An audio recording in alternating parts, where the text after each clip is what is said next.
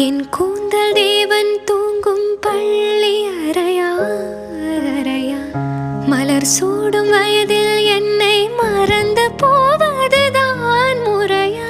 நினைக்காத நேரம் இல்லை காதல் ரதியே உன் பேரை சொன்னால் போதும் நின்று வழிவிடும் காதல் நதியே.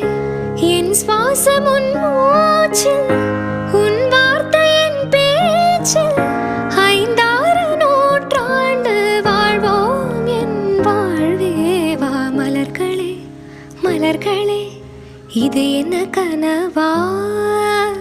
மலைகளே மலைகளே இது என்ன நினைவா?